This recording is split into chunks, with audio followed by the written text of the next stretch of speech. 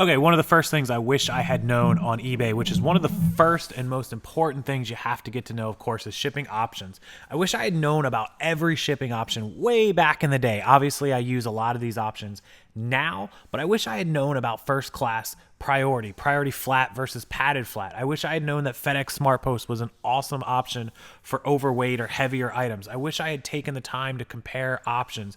You can see here on my print shipping label screen that there are a ton of options. I get these questions on a daily basis, and mostly they're from newer sellers. Of course, we all didn't know this when we started off, but I wish I had known how to come through here and just compare different available options depending on what the item was, how much it weighed, where it was going, etc., etc.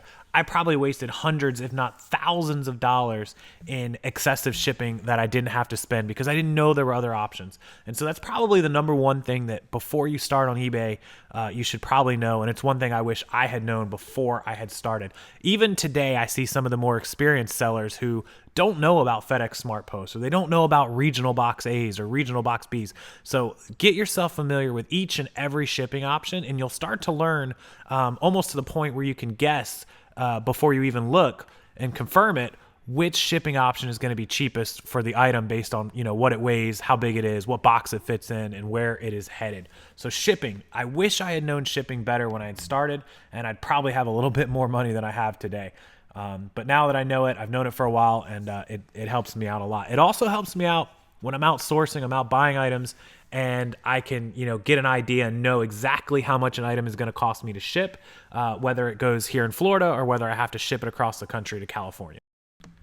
Okay, the second thing that I wish I had known way back in the day, and I used to guess at this a lot, and I'm talking 5 years ago, 6 years ago, I wish I had known exactly how much eBay charged me in fees, whether it was an insertion fee, a final value fee, the PayPal fee, how much my store cost me across, if I'm paying $60 a month for a store and I'm listing, 1,000 items a month, how much that's costing me total within insertion fees and the store cost averaged across items, how much I'm paying in promo listings, all those fees and all those costs that were coming off of each and every item. I didn't used to know those. I would just guess that, this is going to be $3, when in fact it was like $3.30. And so those extra 30 cents were adding up across, 1,000 items, $300 a month. So I needed to get a better gauge on what the fees were. And now I know exactly how to calculate each and every item. And I've known that for, many years. But a lot of people come in and they're just doing that guessing game, or they're just averaging, or they're just doing this.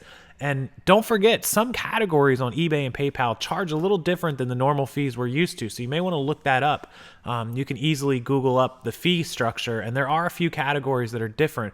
Maybe some of you know that off the top of your head and can put that down in the comment section below. Which ones of those categories are different percentages for fees, PayPal, eBay fees, and what they are. I'm not certain of them off the top of my head, but I do glance at them from time to time. Okay, the third thing I wish I had known about, and still to this day I complain about, is the cost of shipping supplies.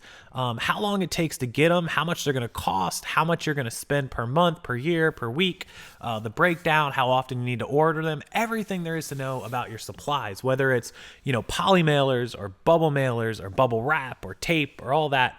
Now, I know a lot of us get free shipping supplies with our eBay store, and for most of you, it's enough to cover almost all of your shipping supplies. You're not spending a whole lot, but I spend a lot on supplies. I buy a lot of poly bags. I buy a lot of bubble mailers. I buy cleaning material for my JFJ Easy Pro video game cleaning machine. I buy rolls of bubble wrap to wrap up my video games or my iPods.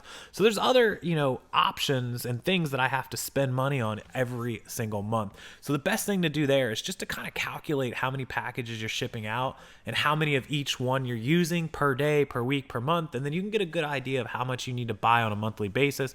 I try to buy 60 to 90 days worth of supplies. One, that way I'm not doing it that often. It saves me time. And two, because you usually get a good discount if you can buy, instead of buying 100 poly bags, you're buying 2,000 or 3,000 poly bags. You'll get a bigger discount when you're buying those quantities. So shipping supplies, how much you need, how much you're spending, how often, all very important to know, and something that I think everyone needs to know before they sell their first item on eBay. Okay, number 4, I wish somebody had stressed to me just how important photos really are on eBay. Up until this past year, I really just thought that the quickness of just taking a decent photo and getting it up was, good enough. And it is good enough, but we don't want to be just good enough. We want to be better. We want to be excellent. So you guys have seen just in the last year that I've purchased, you know, the professional photography lights, the background, all that just here in 2017. I wish I had known it before now, and I probably would have done even better. But I can't stress to you guys enough just how important those photo setups are. Having mannequins, having, you know, a proper lighting kit, having white backgrounds, having a light box if you're selling non-clothing items, you know, shoes or iPods or video games, neckties, accessories, jewelry, whatever it is that you sell, having that proper photography area with the proper lighting, with the proper camera, using proper filters, cropping, editing, rotating, getting the right angles, getting the right tags, the right serial numbers, the right models, just how important all that is to your photos. So, you know, study up some of my photography videos, watch other people that do good photography, look at some other eBay accounts that have amazing photos, and you'll see how much, you know, more they stand out, how big of a difference it makes to have all of those proper photos. So something I wish I had known a while ago, you know, more so than just the last year. So photography, number 4, how important photography. Okay, we're going to stick with the listing side of it. Number 5 is I wish people had taught me the title formula for proper titles, keywords, and all of those things. Again, prior to this year, I've just learned those title importance over the last 6 to 9 months, 12 months.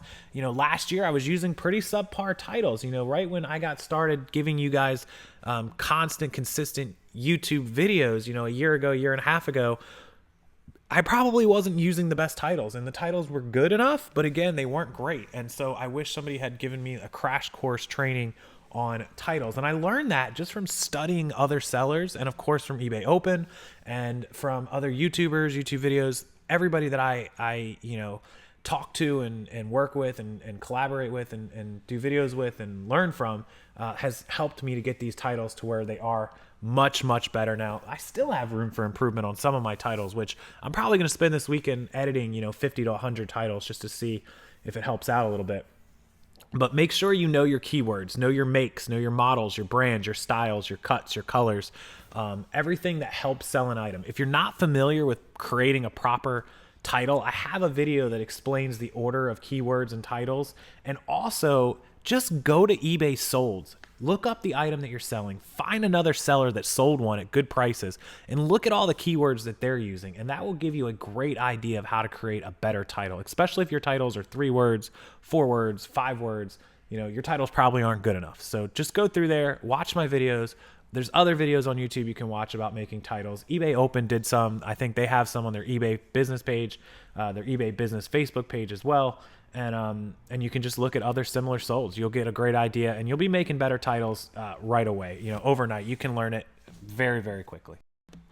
Speaking of eBay solds, number 6, a lot of us look up pricing for items based on comparable sold items, which is, it's awesome. It's the way you should do it. You should always look at what an item is actually sold for in the last, you know, week, 2 weeks, 30 days, 60 days, whatever it is, to get a good idea of what your item is worth. But the other thing you want to do, and I wish somebody had told me this back in the day, I never used to do this, look at your active listings of the similar items. Look at the competition you're up against. For example, let's say you're selling a video game for $30 and all the comparables look like they've sold for $29.99, $28, $31, $29. It's a $30 video game. But then you log into the actives and all of a sudden there's 100 active all at $20 and they're all in great condition, or most of them are in great condition, or some of them are even brand new. Is there a good chance that your item is going to sell for 30 when the buyer has a potential for 100 other items exactly the same or better that they can buy for 20? Your item probably is going to sit. Now, you may be able to sell it because you might have better feedback, or maybe you have better photos or better titles, which is why all those things we just talked about are important. But typically, there's going to be other people that have good titles and good photos and good, listings, and they're top rated and they've got free shipping and all those things. So you got to make sure that you're competitive with the market. I'm not saying you have to be the lowest, but I'm also saying that if you're way overpriced, you're not competitive, then chances are you're not going to sell that item unless you get lucky. So always look at your sold listings, but also look at your comparable actives as well. It's very important to know what the current market on items is. Now, some items, it doesn't really change, and some items, it doesn't matter. But most items, it's a good idea to just glance at it just for a second. Okay, number 7 thing I wish I had known, and this goes back, dating back to one of my first YouTube videos 2 years ago, year and a half, 2 years ago, all the way back to when I started eBay. I wish I had known about the common scams and common, pull the wool over your eye things that a lot of eBay buyers do. And let me rephrase that. Not a lot of eBay buyers, that a very small portion of eBay buyers try, but a lot of the ones that do try these common scams. So one is, of course, the switcheroo, where they buy an item from you and they get it and they want to switch it out with their bad item. And so they ask for a not as described return. You say it was described. They ship you back their bad iPod, their bad video game, their ripped shirt, their whatever it is. And that's a common scam. All this year, however, I sell almost 1,000 items a month. It's probably only happened to me once or twice in all of 2017. So don't get worried. Don't get crazy. It doesn't happen often. But I just wish I knew what to look for, as well as things as simple as like somebody buys something and then they snag the shirt. Now they want to send it back, or they bought it and they want to borrow it, or they, are just trying to get a partial refund. I wish I'd known about all these little nuances that some buyers try to do in order to return items. It's a very, very, very small percentage of the population that tries it. It's very rare. You won't have to deal with it more than once or twice a year at most. But the more you know about it, the more educated you are, the more likely you are to prevent it from happening to you. And if it does, it's just a cost of business. But, the better educated and the more knowledge you have, the better chance that you will not get ripped off. So wish I had known about all those little things back in the day. Okay, number 8, as we're getting closer to the end here, is I wish I had known about more sourcing locations 2-3 years ago. 2 or 3 years ago, I only stuck to 1 or 2 places where I bought everything. I was buying tons of stuff off Craigslist and yard sales because, well, we all know about yard sales. We all know pretty much about Craigslist. I wasn't using Facebook Marketplace 3 years ago, 2 years ago from the online yard sales to try and buy stuff, which was a huge mistake. There's so much good merchandise to be bought on Facebook Marketplace. I didn't know about the Goodwill outlets 3 years ago. I learned about them probably more like 2 years ago. 2.5 years ago, right when, the one nearest to me has been open for probably 3 years. So I knew about that one not long after it opened, but I could have known about it longer. I stuck to just the Goodwill normal store. I stuck to occasionally the Salvation Army. But I wish I had known about, Facebook groups, the outlet. I wish I had known more about, when Offer Up and Let Go came out. They had been out for 6 months to a year before I learned about them. So always try to keep an eye out for new places to source merchandise and new trends, new apps, new websites, new Facebook groups, new everything, new social media. I wish I had known how powerful Instagram was, probably 3 years ago. I've used Instagram for 2 years, and I wish I had known about it 3 years ago or 4 years ago, whenever it started getting really popular. Okay, number 9 is accounting and taxes. I've always done my own taxes and accounting past like the first year when I learned. I'm always good at it, but what I wish I had known more about was ways to set up the auto sales tax on eBay, ways to input things into spreadsheets, QuickBooks Online. I wish I had been using longer than the 2 years I've been using it. I wish I had just been keeping track of my accounting and my sales and everything better than I have been. For the last 2 years, I have been on point, everything recorded, awesome, maybe going up to 3 years. But prior to 3 years ago, I was just flying by the seat of my pants, keeping receipts and writing stuff down and just trying to keep, the best records that I could, which I feel are really good. I've been lucky. I've never been audited, and I feel like if I got audited, I would be okay. But I know that there was a better way to do it, and it's how I do it now. Right now, if the IRS came to me and wanted my records from this year or last year, or maybe even 2-3 years back, on point, I can pull them whatever they need, no problem at all. But going back 4, 5, 6 years, which the IRS can audit you that far back, especially for a business, it's kind of a jumbled little mess, and it would be a lot harder for me to pull those records. But thankfully, I'm all set now. The last 2 years have been great. QuickBooks Online, I really highly recommend it. Also, GoDaddy has a good program for accounting as well. But I just wish I had, when I started, I had somebody that could have showed me all this, or they would have been available for me to use, and it definitely would make me feel better about my taxes from 5, 6, 7 years ago. So accounting and taxes, that's number 9. The final thing that I wish I had known, number 10 on this list, is I wish I had known more about this community, about YouTube, about learning, about videos, about social media. I wish, promoting your store, I wish I had known about all this stuff more than the last 2 years. Now, it wasn't like how it is now 3, 4, 5 years ago. There wasn't an Instagram 5 or 6 years ago. There wasn't, as many Facebook marketplaces. There wasn't really any YouTubers besides the Redneck Picker, and Steve Rakin and Bonafide Hustler 5 years ago, 6 years ago. There was no Endless Entrepreneur. There was no, Prof Sales. There was no Rockstarflipper 4 or 5 years ago. So, all these guys that I learned little bits from, there was no Tino the Soul Advisor. There was none of these guys or gals out there, Lindy or Megan or anybody that was really doing videos other than the couple I named at the beginning. Redneck Picker, some of you guys may or may not be familiar with him, out of California. Of course, Bonafide's been around as long as any of us, and Steve Rakin, one of the old schoolers. There's a couple others, but I wish that I had known about those, and I wish I had done what I'm doing now 5 years ago, because this community is awesome. You guys are awesome. The viewers are amazing, and it really, really helps a lot of new sellers. So I wish I had been more educated on the community 5, 6 years ago. And I wish Instagram had been more active 5, 6 years ago, and I probably would have been using it that long, and I'd have an even bigger following. So definitely make sure you're using all those things. Make sure you're learning. If you're a new seller, this community can really help you out. So that's number 10. Those are 10 things I wish I had been more educated on. 10 things I wish I had knew before I started selling on eBay or selling on Amazon and being a reseller in general. Hopefully those 10 things help you guys. Hopefully you get educated on them if you're not. And if you need any help, leave it in the comment section below. And also make sure you check out my description box. It'll help you even more.